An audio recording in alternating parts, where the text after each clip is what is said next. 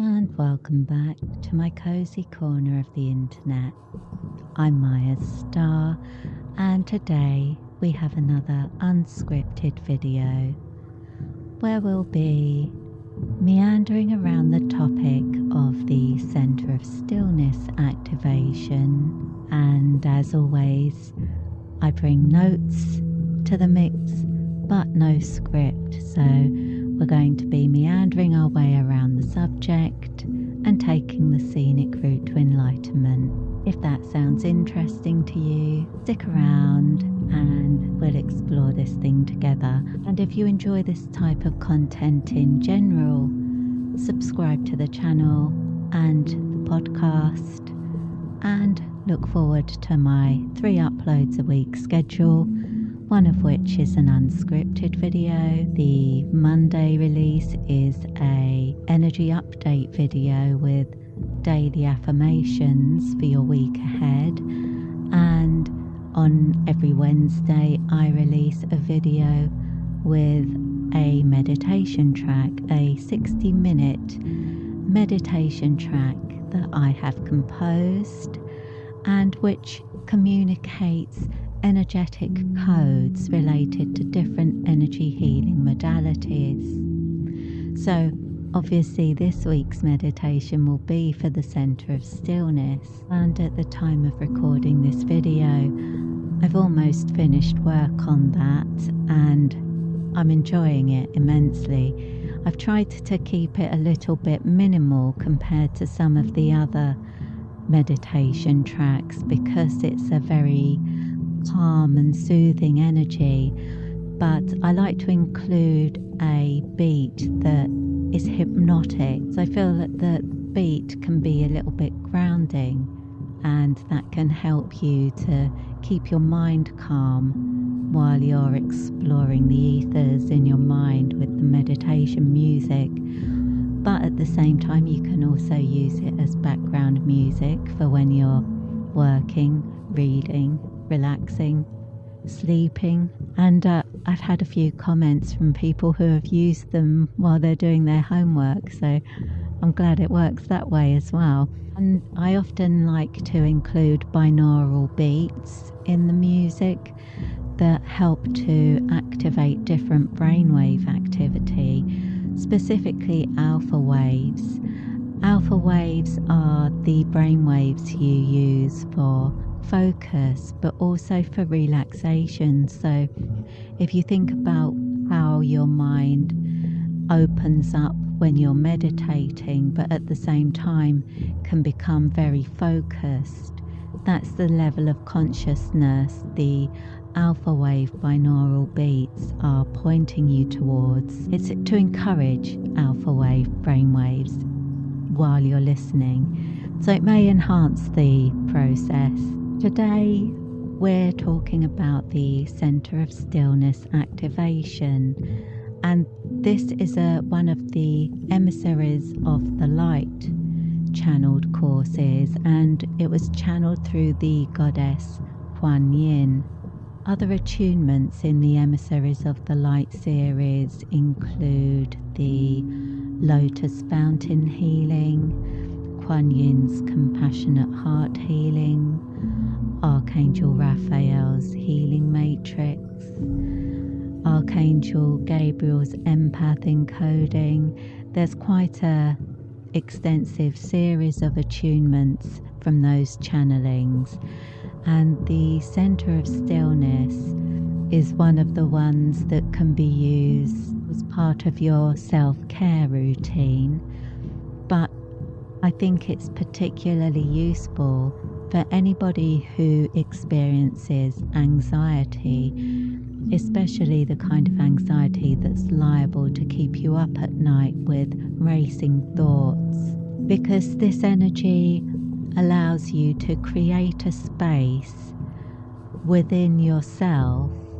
so that you can process your emotions and experiences without getting too involved with them to the point that you become overwhelmed, or the point where you're triggering thought habits or like negative cycles that you've reinforced over the years, creating this space can allow you to interrupt that reaction. That's the intention of the modality, and you can work with that every single day. If you find that you are very reactive when under stress, or you find it difficult to manage your emotions throughout the day, perhaps at certain times of the month it might be a little bit more important than others, but certainly creating some space within yourself can allow you to appreciate your emotions and experiences and integrate them without them overwhelming you or becoming problematic, getting in the way of your day-to-day life. It's a simple technique to learn and does require visualization, and included in the manual, as with all of the Emissaries of the Light series, you'll find correspondences and suggested symbols and things like that that you can work with to amplify this energy. And of course, the meditation track that will be released officially on Wednesday, but it will already be on the music apps because I will be releasing it in the next couple of days at the time of recording. And I'll also be putting it out with some live streams overnight. The live streams run every single night it's from when I finish working in the office. I then set up the live stream and leave it going overnight, switch it off in the morning, and YouTube will then truncate it into a 12-hour looped version of that track for me.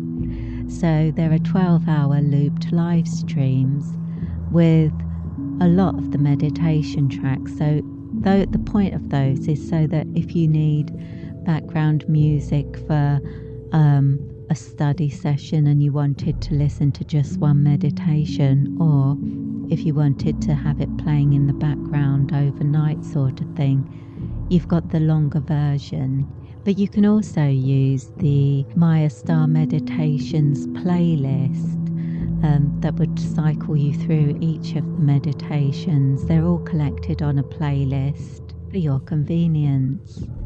And so are the articles, and so are the unscripted videos. So if at any point you want to catch up on those, check out the playlists on the main channel and you'll find lists where you can get to all the content that you prefer.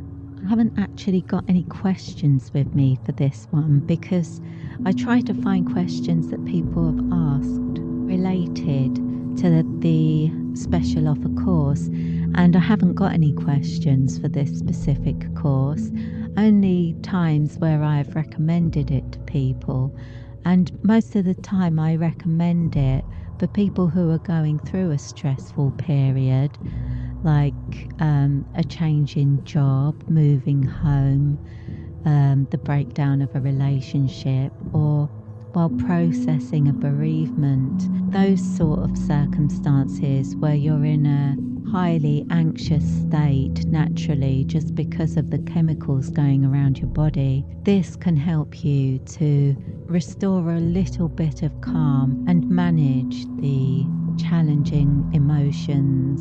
And it's also recommended for those who suffer chronic pain because the same mechanism creating that inner space can help you to disconnect a little bit from your physical senses that are processing the pain and align you more with a higher state of consciousness. I prefer to think of it as inner consciousness with the center of stillness, because you're wanting to appreciate that higher consciousness being imminent. You're becoming aware that it's there all the time. It's not something you go outside of yourself to access. It's there all the time, and the center of stillness reminds you how you can tap into that. It's always there. It's just that your physical senses and your mental faculties can sometimes distract you from it. So the center of stillness activation is shifting your perception and bringing your awareness back to your spiritual center so that you can find calmness, peace, a sense of wholeness, even at times when things are completely the opposite. And that includes when you're experiencing physical pain, allowing yourself to reconnect with your spiritual source, create that space within yourself, can help you to create a bit of distance between you and that pain. It's like a delay to your response. It stops you overreacting. Like, overreacting to things can be a bit of a habit that we get into, and this would be a good way to interrupt it if you're one of those people who does tend to fly off the handle. Just creating an opportunity for yourself to temper your response, to become more mindful and considered in your approach. And that in itself can be very healing, because you're reducing the effect of stress, but also the incidences of stress. So things can settle down quite quickly if you work with this system every day. I also would say it's a very good system to work with before you go to bed, especially if you're one of those people who goes about your day without any problems but finds that anxiety comes to you at night. That's when you do your main worrying and your main thinking, and all of a sudden you're making a epic to-do list, or you're revising the shopping list, or you're on Amazon trying to sort out what you need to get for the cat, and you're doing all of this in the middle of the night. The center of stillness activation would be a good option for that, just again to interrupt that habit, to interrupt the reaction to stress. And because this is one of the attunements that was channeled through the goddess Kuan Yin, I would also recommend that if you're interested in learning more about these currents, you check out the previous articles on this channel and podcast, or on the Mayastar website at mayastar.net, where you'll find articles about the goddess Kuan Yin and the sacred symbol of the lotus that I think would be particularly useful if this energy is something that appeals to you. And also the rose quartz bath sanctuary article and the dolphin energy article, which covers inner child healing, and I feel that might be something that resonates with people drawn to this particular system. That's the main subject of this video, but I said last week that I would talk a bit more about my scarf collection this week. As you can see, I'm pretty pleased with how the giant scarf situation panned out behind me. It does seem to have fixed the lighting issue quite well. And that is a giant scarf compared to the rest of the scarves in my collection. But why do I have so many scarves? Well, I find them very versatile tool for magic. And so that's why I wanted to talk about them, because I feel that this is something that other people might want to try out. But a scarf can be used as an altar cloth. It can be used for wrapping your sacred tools such as wands, crystals, tarot cards. Small scarves make a perfect tarot wrap. And you can also wear them on your head if you've got a lot of hair like me, you can use a small scarf to tie your hair back. And some of the larger scarves you could even wear as a sort of wrap skirt around your hips. And if you're performing rituals, you can then choose the scarves with colours or prints that reflect the energy you're working with or the energy you want to bring in. So for example, I'm just going to take a recent ritual as an example, but when working with the goddess Freya, depending on what I'm working on her with, like if I was working with the goddess Freya and I wanted to bring in a sort of golden energy for a prosperity working or something like that, I would want to use a yellow scarf, yellow or gold, because it's the goddess Freya. I'd be looking for something with flowers or perhaps cats. But then at the same time, if I were doing a different type of working where I wanted to increase my creativity by tapping into her as a sort of earth mother goddess, all about the fertility, I'd probably go for something green and again perhaps floral and perhaps with cats. Or if I were doing a ritual that was centered around manifesting love, finding a soulmate, that sort of thing, I'd probably go for pink with cats and flowers. But yeah, I choose scarves based on the energy I'm working with. And I find that a lot easier than having a collection of different robes that I would wear for these different workings.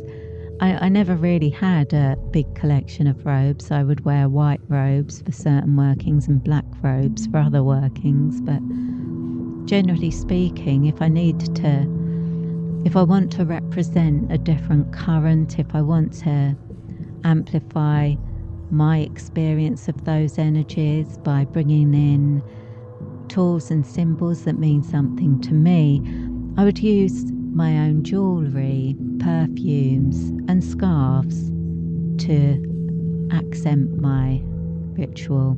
And so I thought, the scarf thing, it must seem a bit odd. Why have I got scarves literally everywhere? There's scarves over there piled up over the lights. Well, yeah, I've got a sensory processing disorder. You'll find scarves piled up on nearly all of my lights, but that scarf, that's worked really well. But that's a scarf on top of a scarf that's always there. There are scarves over there, scarves over there.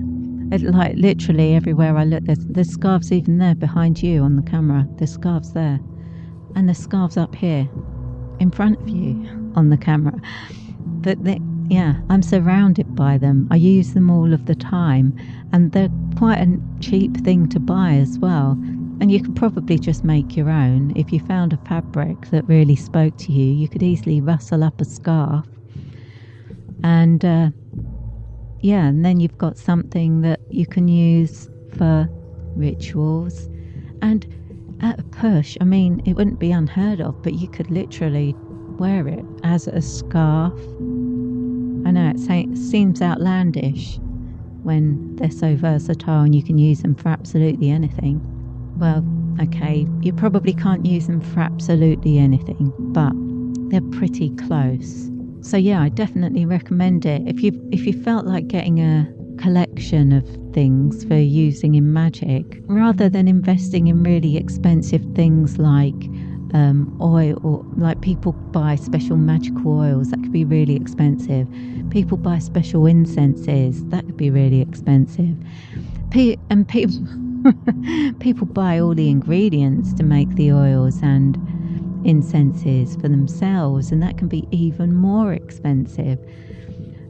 And I really think like some of the best things that you can have for magic are the things you find out in nature. And in my case, obviously the scarves, but it doesn't have to be things that are expensive when you're building up your little magical toolkit. And that's another thing, I'm talking about magic here as if everyone's into magic, but the same applies for energy healing. you could use scarves for colour therapy. Now, if you're interested in learning about colour correspondences that would be appropriate for learning for colour therapy, I'd recommend the Rainbow Sequence Healing Technique and the Avalonian Trilogy, because they're so detailed. And the Avalonian Trilogy, Avalonian Alignment, Star of Avalon Ascension, and Avalonian Spectral Activations, those attunements are centered around the 9 main star centers or energy centers of the body, and each one corresponds with a different color. So yes, you could, as an energy healer, have a collection of scarves that you use for different color vibrations that you want to amplify during different sessions. Also, I must admit, one of the things I like about scarves is that you always find a lot of them in second-hand shops. So you can really get some bargains, and you find some there that they're not from a mainstream shop. They're not things that other people are likely to have. So if you want to have something completely original, you might need to make your own scarves, but otherwise, check out the second-hand shops, and you can find some real vintage pieces and quite a variety as well. I mean, some of my favourite scarves are from charity shops. I think that was everything I wanted to cover about scarves. If you have a favourite scarf, am I the only person who has favourite scarves? Or am I a bit weird with my scarf collection? I might be. But if I'm not, tell me about your scarf collection in the comments. If you've got a scarf that you think is special, tell me about your scarf. I'm curious. Okay, what else have we got to discuss today? Oh, this one's a little bit off topic because I'm just about to get a new parcel. I've got a new drum coming. It's coming from Sweden. It's called a sun drum. And basically, it's a tunable wooden drum where you move magnets around. So it's a little bit like my tank drum, which is also tuned with magnets. So I can change the tuning by moving the magnets around inside of it. Although I actually don't really do that because it's very fiddly, and it's easier to change the key when I'm editing it than it is to change it on the actual drum. But this drum looks a little bit easier because the magnets are more accessible, but it's a wooden drum, so it sounds a little bit like a xylophone to me, and I always wanted a xylophone, but because they're absolutely huge, there's no way I would ever have a xylophone, and there's no way I would have room for it. But this is going to be my alternative to having a xylophone. And it's a round drum, and it's got pickups in it, so I can mic it up and pick up the sound very efficiently that way. If I want, I'll do some experiments and see how it sounds. But I thought this would be a really good addition to my collection of weird and wacky instruments, because I have got a lot, and I really enjoy the wooden sounds. That's very hard to explain, but I actually feel like when I add a wooden sounding drum, it creates almost like a ticking clock sort of vibe. But sometimes when I'm editing and mixing and just smoothing things out, the very last thing I want to do is add a few accents to the beat, and usually I use a wooden drum to do that, or the side of another drum that's wooden. So I'm looking for a wooden sound, so I thought it was about time I got a wooden drum so that I can create those sounds properly. I'm very excited. So it's on its way. It's already in the country. I've already paid the import duty. I'm just waiting for them to tell me when it will be delivered. I suspect it will be tomorrow, so it may even appear on the final version of the Center of Stillness meditation track. So listen out for that when that's released, because that might be the very first time anybody hears me play my new sun drum. Did I just say sun drum? I meant sun drum. I think it's called the sun drum because on each of the wooden tongues it has a wavy line, and then the magnet can be moved up and down the wavy line. And because the wavy lines go out in every direction, it does look like a sort of sun. And it's light coloured wood as well, so that makes it look even more like the sun. That's going to be a lot of fun. I can't wait to get that. And it'll be a good companion for my Idiopan tank drum because that is black with glitter, which makes it look sort of like space. So I think I'll have a sun drum and then a moon drum, one that looks a day drum and a night drum, in a way, to go with all my other drums, to go with my thunder drum, my ocean drum, my lots and lots of shamanic drums, my Sami witch drum. I've got a lot of drums. And now I've just gone off on a tangent about my cool new drum. Let me check my notes and see if there's anything else that we needed to cover today. There is one more thing I wanted to cover. Now this one was for meditation that I released. Well, I created it a couple of weeks ago, and it was the first track that I used a new thunder drum on. And when I created the thunder drum track to use it on one of the mixes to create the deep dark sound, I added an intro where I used a rain stick. But when I streamed it on YouTube, it didn't sound good. It didn't sound right because sometimes when I'm live streaming it, because the bit rate is lower, some sounds don't translate so well on the live streams. And the deeper thunder drum sound was great, but the rain sound that I had on the intro wasn't very good. So I ended up making a second version of that track, and then I had to replace it. So if you're on Spotify and you were waiting for that release, because I know on some music apps it will have come up as a pre-release, like notifying you that this release will go live on this day, and you might have been waiting for it, the Mary Magdalene's Inner Temple Thunder Drum Mix, and it didn't go live on that day because I actually withdrew it and then released the amended version. So it went live, the amended version actually went live before the other one was going to go live. But if you had been setting up reminders and things, you may not have been notified about that release. So I thought I'd mention it because on the off chance anyone was waiting for that one, it did get released. It just didn't get released on the release date that I originally set. And the reason was I was being a perfectionist, because although the version that I was releasing sounded fine on the music app, I didn't want to have two versions of it, one for streaming and one that was officially released. I just thought, no, down the line that will cause some confusion. I'll end up with like two versions of tracks and I wouldn't be able to say which one was the authentic one. So that was all sorted out anyway. And our final subject for this video is going to be the Luring Moon Abundance Alignment 30-day Ritual Intensive, which is a 30-day ritual that I start every month on the full moon.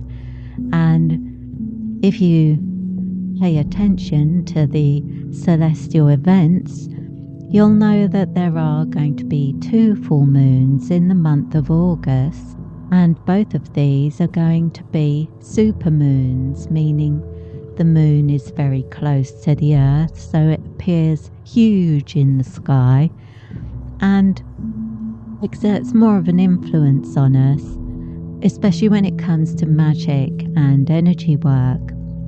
So the Luring Moon intensives for the month of August promise to be extremely potent, and so I'm recommending, if you've been holding off on purchasing the Luring Moon, the 1st of August cycle I think is going to be one of the most powerful for the whole of the year, because it's the month where there is a blue moon, and this is a supermoon followed by another supermoon, which is also a blue moon. So there will be 2 luring moon cycles starting this month. And traditionally, magical workings performed on a blue moon exert a bigger sphere of influence and create lasting changes. Just generally speaking, the blue moon amplifies the effect of the working, so that promises to be very powerful as well. And the luring moon is a general working that brings in positive influences. It works best, in my opinion, when it's used in conjunction with the killing moon cycle. The killing moon cycle works to resolve and dissolve negative karmic bonds, which are the energetic attachments that connect you with people or places, memories, experiences, anything where your energy has been invested, your attention has been invested, an energetic residue persists, even if it's in the past. If you haven't consciously let go of it, sometimes the energy remains and it draws energy away from you, usually a very subtle effect. But because in this day and age we don't tend to monitor our energetic health, those negative connections can build up over time, and then they'll be leaching energy away from you. Over a period of time, that can add up. So the killing moon cycle dissolves those attachments, it releases them, disconnects them where appropriate. It doesn't do it to karmic connections that you still need as part of your learning experience.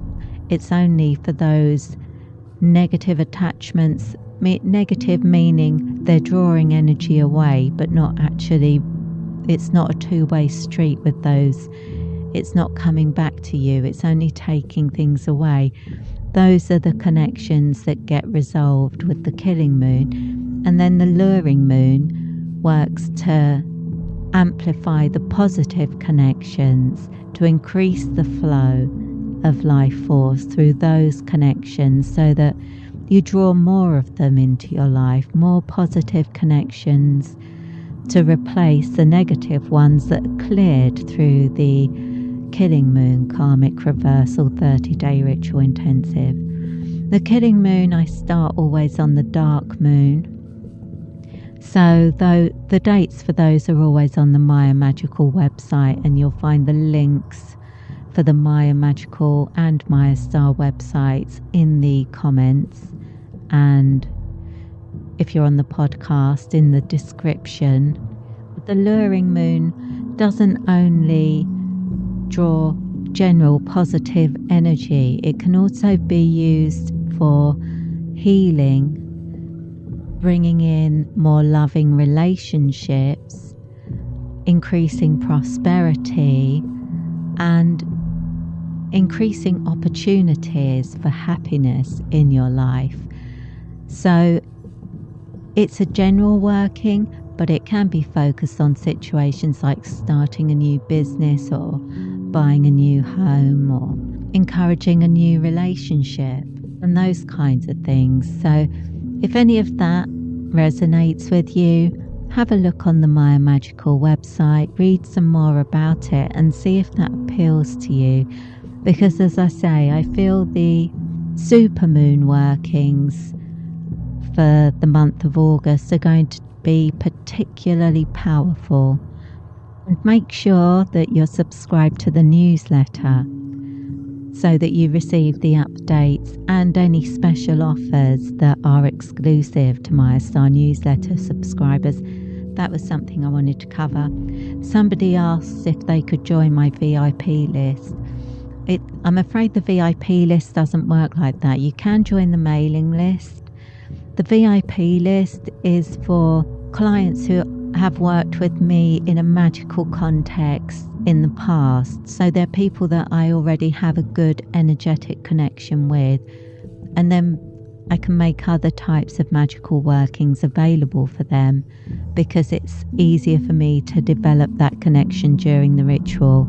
It just allows the energy to flow more easily because I'm already connected with them, and it's easier for me to offer different kinds of spells, different kinds of rituals that are a little bit longer.